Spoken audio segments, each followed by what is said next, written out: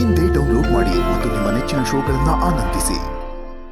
ನನಗೆ ನಮ್ಮಪ್ಪನ ಈ ಸ್ಥಿತಿನಲ್ಲಿ ನೋಡೋದಕ್ಕೆ ತುಂಬ ನೋವಾಗುತ್ತೆ.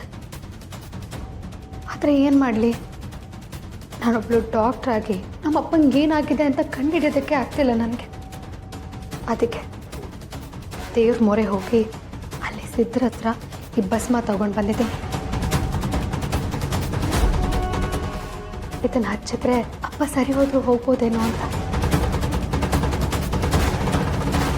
ಅದಕ್ಕೆ ನನ್ನ ಅಪ್ಪಂಗೆ ಇದನ್ನು ಹಚ್ಚಿ ಅವ್ರು ಬೇಗ ಹುಷಾರಾಗಲಿ ಅಂತ ಆ ದೇವರಲ್ಲಿ ಮನಸ್ಸಿಂದ ಬೇಡ್ಕೊತೀನಿ. ದಯವಿಟ್ಟು ನೀವೆಲ್ಲರೂ ಹೊರಗಿರ್ತೀರ ಸ್ವಲ್ಪ. ಇವಳು ಬೇರೆ ಏನೋ ಕಳ್ಳಾಟ ಆಡೋದಕ್ಕೆ ಇಲ್ಲಿಗೆ ಬಂದಿದ್ದಾಳೆ ಅಂತ ಅನ್ನಿಸ್ತಿದೆ.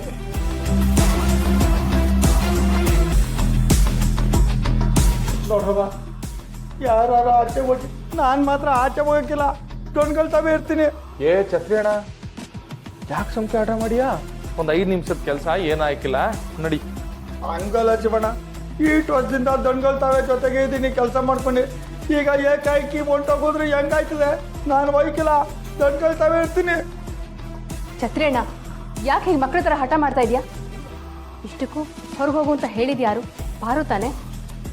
ನಾವೆಲ್ಲರೂ 5 ನಿಮಿಷ ಹೊರಗಡೆ ಹೋದರೆ ಪಾರು ಏನೋ ಮಾಡ್ತಾಳೆ, ಅದರಿಂದ ಇವ್ರು ಸರಿ ಹೋದರೂ ಹೋಗ್ಬೋದು. ನಡೀರಿ ಅಲ್ಲ.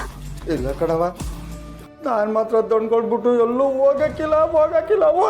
ಈ ಚಿತ್ರಿ, ಅದೇ ಮತ್ತೆ ಇವಾಗ ಅಪ್ಪಯ್ಯ ಸರಿ ಹೋಗ್ಲಿ ಅಂತ ನಾವು ಇಷ್ಟೊಂದು ಕಷ್ಟಪಡ್ತಾ ಇದ್ದೀವಿ, ನೀನು ಹೋಗೋದಿಲ್ಲ ಅಂತ ಹಠ ಮಾಡ್ತಿದ್ಯಾ? ಬಾರೋ, ಅದೇನು ಮಾಡ್ಬೇಕು ನೀನು ಮಾಡವ.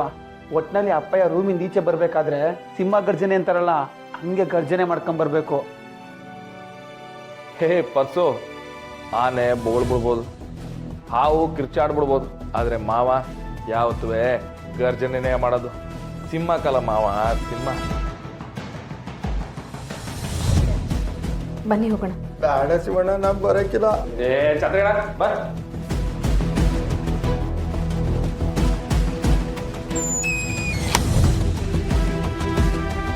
ಅಪ್ಪ, ನಿಮಗೆ ಗೊತ್ತಾ ಅಪ್ಪನ ಬಗ್ಗೆ ಎಷ್ಟು ಒಳ್ಳೊಳ್ಳೆ ಸಾಂಗ್ ಬರ್ತಿದ್ದಾರೆ ಅಂತ? ನಿನ್ನಂತ ಅಪ್ಪ ಇಲ್ಲ, ಒಂದೊಂದು ಮಾತು ಬೆಲ್ಲ.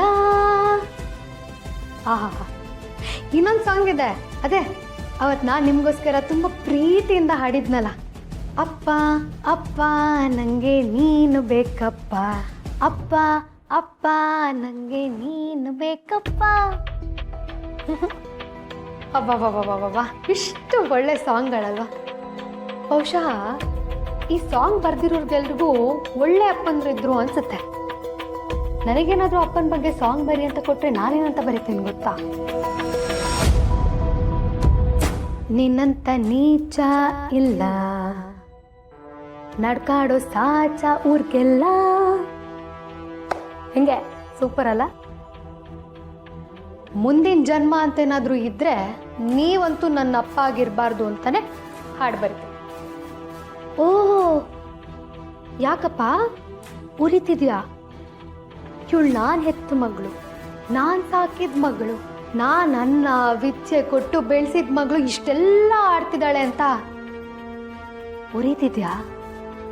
ಕೋಪ ಬರ್ತಿದ್ಯಾ? ಹೇಳಿ, ಕೋಪದಲ್ಲಿ ಪಾರ್ವತಿ ಅಂತ ಹಳೇ ವಿಲನ್ ಸ್ಟೈಲಲ್ಲಿ ಒಂದ್ಸತಿ ಕೂಗಾಕಿ ನೋಡ. ಸಾರಿಯಪ್ಪ, ಆಗಲ್ಲ ಅಂತ ಹೇಳ್ತಿದ್ದೀರಾ? ಯೋ ಸಾಕು, ಸುಮ್ಮನಿರಯ್ಯ. ಅದೆಷ್ಟು ಅಂತ ನಾಟಕ ಆಡ್ತೀಯ ನೀನು? ಮೊದಲನೇ ದಿನ ಹಿಂಗೆ ಮಲಗಿದ್ದಲ್ಲ, ಆಗಲೇ ನನಗೆ ಗೊತ್ತಾಗೋಯ್ತು ಎಲ್ರೂ ಬೆಪ್ಪ ಮಾಡಕ್ಕೆ ಹೊರಟಿದ್ದಾರೆ ನಮ್ಮಪ್ಪ ಅಂತ. ನಮ್ಮ ಮನೆ ದೀಪ ಅಣ್ಣಯ್ಯ, ನಮ್ಮೊಡಲ ಜೀವ ಅಣ್ಣಯ್ಯ.